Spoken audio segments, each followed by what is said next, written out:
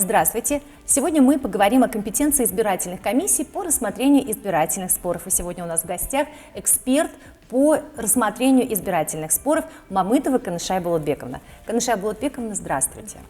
Мы поняли, что основным органом, который рассматривает все избирательные споры, являются избирательные комиссии. А кто конкретно может обращаться в избирательные комиссии с заявлениями или с жалобами? В соответствии с нормами действующего избирательного законодательства, заявлениями, жалобами, иного рода обращениями в избирательные комиссии могут обращаться в первую очередь, это, конечно же, избиратели, а также кандидаты, политические партии, их представители, некоммерческие организации, средства массовой информации, общественные наблюдатели и также сами органы государственной власти и местного самоуправления, они также имеют право обращаться с какого-либо обращениями в избирательные комиссии. Но при этом здесь необходимо понимать, что для избирателей существует, и вообще для всех заявителей существует определенный порядок подачи, определенные требования. В первую очередь это касается анонимных заявлений и жалоб. То есть закон устанавливает, что анонимные жалобы и заявления не рассматриваются, и, соответственно, если субъект хочет, чтобы его заявление или жалоба была рассмотрена и по ней вынесено соответствующее решение, которое его удовлетворит, то он должен указать свои полные данные. На моей практике рассмотрения избирательных споров зачастую на самом деле возникали ситуации, когда заявитель указывал только свою фамилию и инициалы, не указывал, к примеру, ни адрес места жительства, ни контактный телефон. И когда была необходимость приглашать его на заседание и выяснять у него обстоятельства поданного им заявления, запрашивать какие-то дополнительные материалы, было очень затруднительно найти этого лица, нам приходилось искать его через единый реестр населения. И то это, как вы понимаете, сопряжено с определенными временными затратами, людскими ресурсами, вот это все искать. Поэтому здесь большое пожелание, чтобы при обращении с заявлениями и жалобами в избирательной комиссии вы указывали свои полные данные. Существует также определенный срок для обращения, поскольку, как мы говорили, избирательный процесс, он очень сжатый и короткий во времени, он не может длиться бесконечно, выборы организованы, прошли, и в какой-то момент должны быть подведены итоги, и должны быть избраны или лица приступить к выполнению своих обязательств. И, соответственно, такой же срок и для подачи заявлений и жалоб.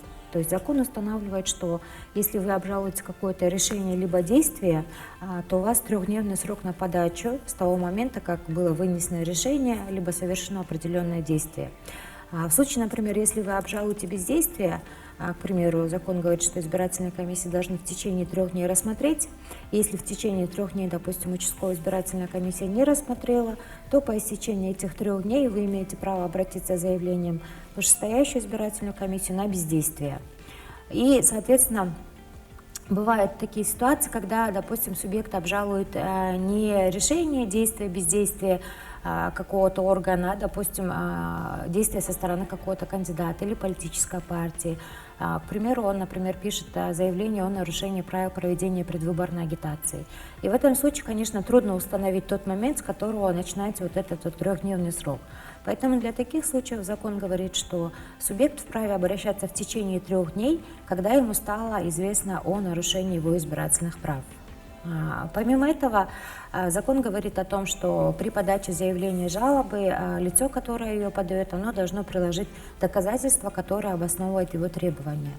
Но мы понимаем все, что зачастую на практике бывает так, что я обращаюсь с каким-то заявлением, жалобой, но у меня нет доказательств. Я просто предполагаю, что был факт нарушения, но доказательства для меня получить невозможно. И в этом случае это совсем иной механизм рассмотрения. Это получается, я обращаюсь с сигналом о возможном нарушении, который по сложившейся практике и в соответствии с нормами избирательного законодательства рассматривает координационную группу оперативного реагирования, коротко их мы можем назвать КГОР, это аббревиатура уже широко прижилась и используется всеми субъектами.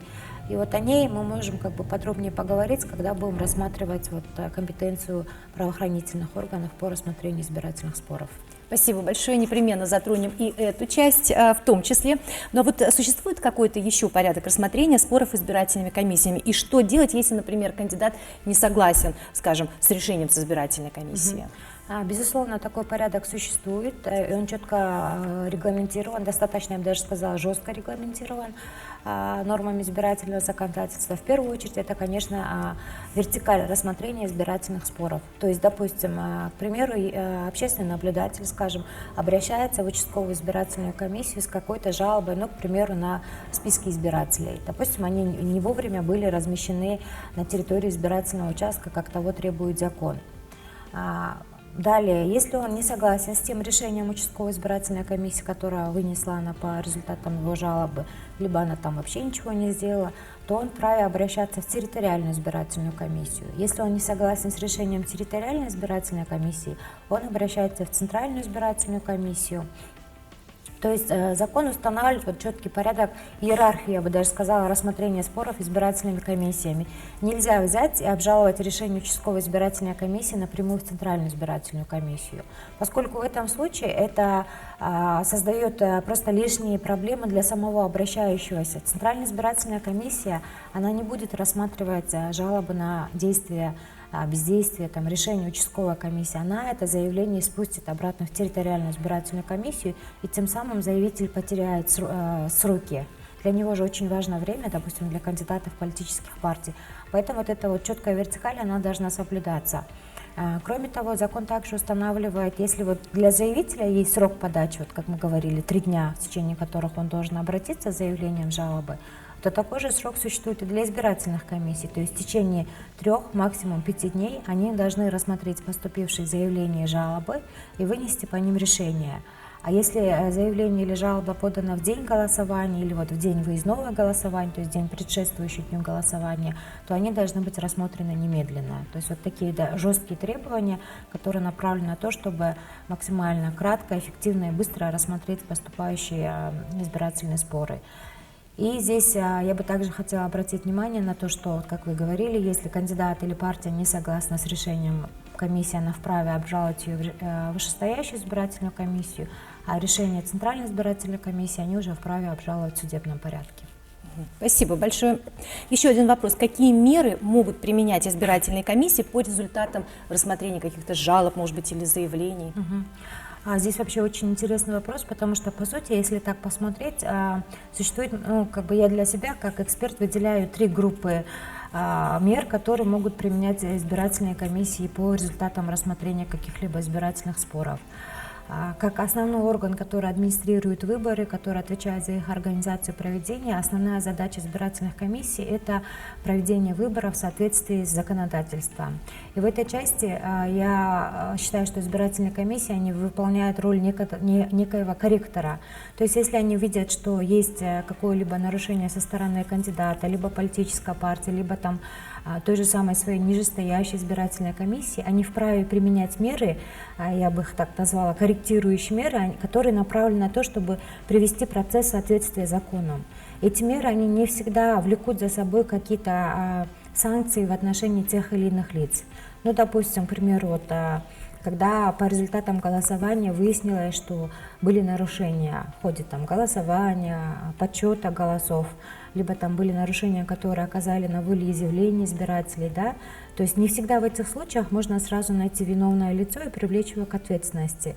Но исходя из того объема информации, который имеет избирательная комиссия, она видит, что были нарушения, вот, допустим, как на практике вот, прошедших выборов депутатов местных кенешей, и, соответственно, она принимает решение об отмене итогов голосования на каких-то участках. Вот, допустим, во многих местных кенешах избирательные комиссии сами отменяли итоги голосования на каких-то участках, потому что там было превышение количества бюллетеней над количеством людей, которые прошли идентификацию. И эти меры, они носят такой корректирующий характер, они приводят в соответствие этот процесс. И, как я уже заметила, не всегда бывают лица, которые несут какие-то санкции, потому что зачастую этих лиц невозможно установить или тяжело установить, или они устанавливаются впоследствии.